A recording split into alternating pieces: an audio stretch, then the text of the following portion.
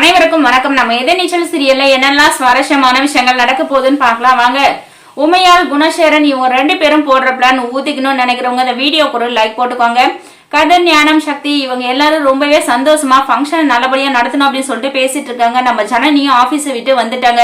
ஆனா வந்ததும் வராதமா இந்த கரிகாலன் பாத்தீங்கன்னா நம்ம ஜனனியை ரொம்பவே டென்ஷன் பண்ணிட்டாங்க.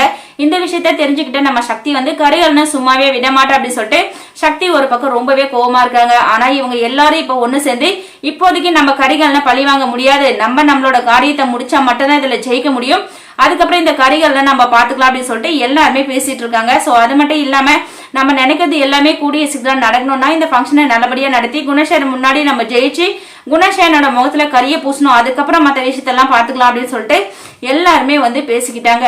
சோ இதுக்கப்புறம் கண்டிப்பா ஃபங்க்ஷனை நல்லபடியா நடத்திட்டு இந்த குணசேகரனோட முகத்துல கரிய பூசி குணசேகரன் ஏன்டா இவங்க கிட்ட பகச்சுக்கிட்டான் அப்படின்ற அளவுக்கு இவங்க எல்லாருமே பெரிய சம்பவம் செய்ய போறாங்க. வாங்க வெயிட் பண்ணி பார்க்கலாம். தேங்க்யூ.